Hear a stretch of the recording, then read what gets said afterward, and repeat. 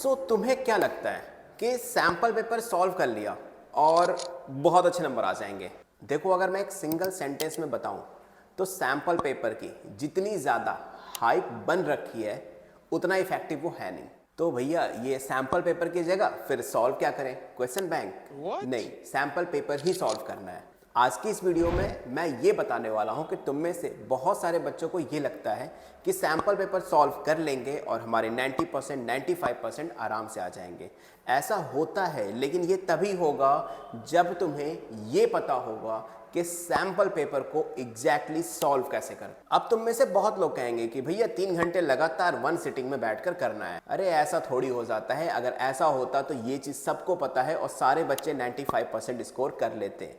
किस टाइम पे करना है सैंपल पेपर, सुबह, दोपहर, शाम या रात, ये भी मैटर करता है। कहाँ बैठ कर रहे हो ये भी मैटर करता है। किस तरह से कर रहे हो ये भी मैटर करता है। इस वीडियो को लास्ट तक देखना, क्योंकि इस वीडियो में मैं जो भी बताने वाला हूं वो तुम्हें तुम्हारे डिजायर्ड स्कोर तक गारंटीड लेकर जाएगा।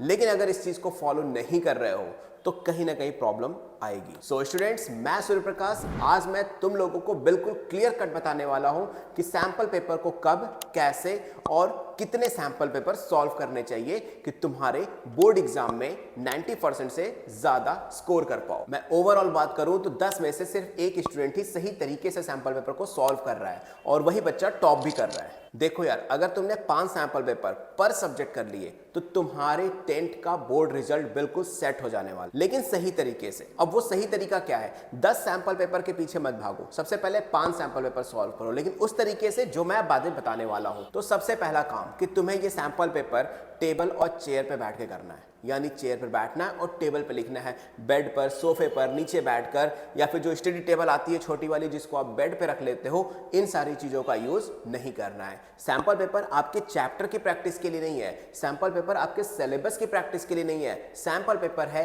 कि आप एग्जाम में कितना अच्छा, कितना जल्दी और किस तरीके से परफॉर्म कर पाते हो, किस तरीके से आंसर राइटिंग कर पाते हो, सो दैट वो 3 घंटे एग्जाम के आप फुल यूटिलाइज कर पाओ और अपना मैक्स पोटेंशियल दे पाओ। अब वो मैक्स पोटेंशियल कैसे आएगा? जब तुम उसी एनवायरनमेंट में प्रैक्टिस किए रहोगे। यानी जब भी सैंपल पेपर करना है तो टेबल और चेयर पे ही करना है, बाकी अदर जगहों पर नहीं करना। देखो, एक सिंपल सी बात समझो। बोर्ड एग्जाम के लिए तुम्हें 3 घंटे मिलते हैं प्लस 15 मिनट का पेपर रीडिंग टाइम भी मिलता है। सेम इसी पैटर्न को तुम्हें अपने घर में बैठकर फॉलो करना है। कैसे करना है? एक घड़ी लो, घड़ी में 15 मिनट का टाइमर लगाओ और पेपर को जल्दी जल्दी रीड कर लो। मतलब जो भी तुम्हें पेपर में देखना हो, कौन सा क्वेश्चन अटेम्प्ट करना है, एमसीक्यूज कैसे आए हैं, क्या लेवल है, कौन सा क्वेश्चन मैं पहले करूंगा, ये सारी चीजें एनालाइज कर लो। अब जब अगला 3 घंटे का टाइमर लगाओ और उस 3 घंटे में पूरा का पूरा पेपर सॉल्व करने की कोशिश करो। तो में से बहुत सारे बच्चे जो खासकर मेरी कोचिंग में भी पढ़ते हैं या मैंने अदर जो बच्चों को देखा है करते हुए, वो क्या करते हैं? क्वेश्चन रीड किया, आया, अरे ये क्वेश्चन तो मुझे बहुत अच्छे से आता है। नहीं आया, पन्ने पलटे, सर पीछे सॉल्यूशन देखा, अरे बस हवा में ही सॉल्व कर लिया और वो क्वेश्चन उनका सॉल्व। उन्हें लग रहा है कि उनका वो पेपर सॉल्व हो चुका है, वो क्वेश्चन उनको आ गया है।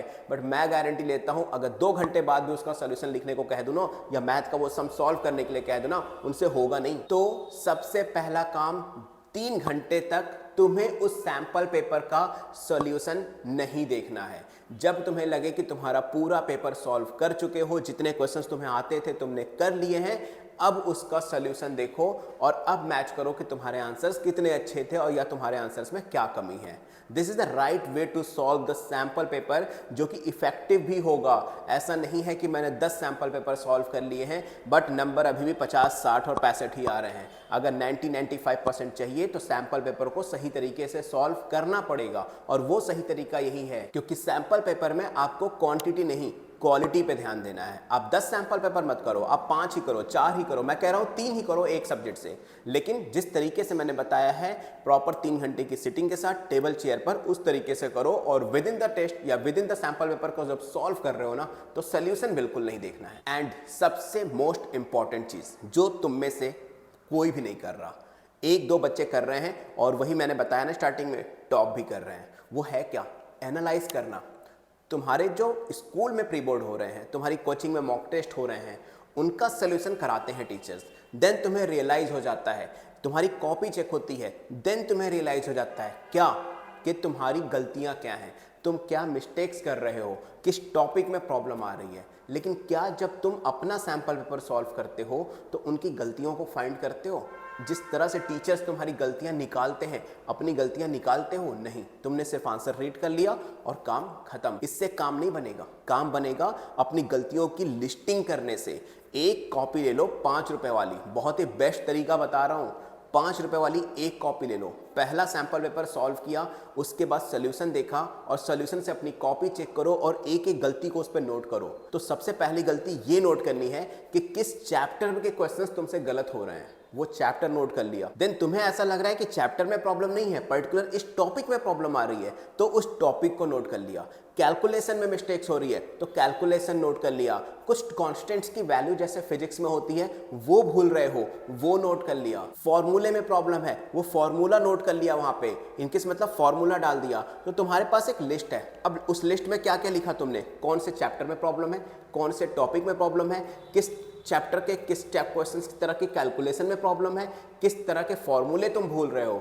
अब तुम डे बाय डे जब भी अगला टेस्ट देने जाओ तो उस अपनी मिस्टेक लिस्ट को निकालो और उस मिस्टेक लिस्ट में से एक एक लिस्ट को कंप्लीट करते जाओ, यानी एक एक मिस्टेक्स को ओवरकम करते जाओ, फिनिश करते जाओ। सो अगले वाले जो सैंपल पेपर दोगे उसमें पुरानी मिस्टेक्स रिपीट नहीं होगी। क्योंकि याद रखना, अगर लाइफ में आगे बढ़ना है ना तो मिस्टेक्स करना करो, कोई दिक्कत नहीं है, लेकिन उन मिस्टेक्स को जब आप रिपीट करोगे वो गलत बात है। मिस्टेक्स को रिपीट करना is very dangerous for your successful life. मतलब अगर आप अपनी लाइफ में कोई भी मिस्टेक्स रिपीट कर रहे हो ना, खासकर पढ़ाई में, बोर्ड एग्जाम की प्रिपरेशन में, तो भाई तुमसे ज़्यादा मतलब समझ लो कि आज के टाइम पे बेकार इंसान कोई नहीं होगा जो अपने माँ बाप का पैसा, अपने फैमिली का टाइम, अपना खुद का टाइम बर्बाद कर रहा है। सो आई एम मस्ट श्योर कि इस वीडियो के बाद तो अपने सैंपल पेपर को सही तरीके से सॉल्व करोगे। और सही तरीके से मतलब है कि तुम्हें प्रॉपर 1 सिटिंग में करना है, टेबल चेयर पे सिटिंग लेकर करना है, टाइमर के साथ करना है,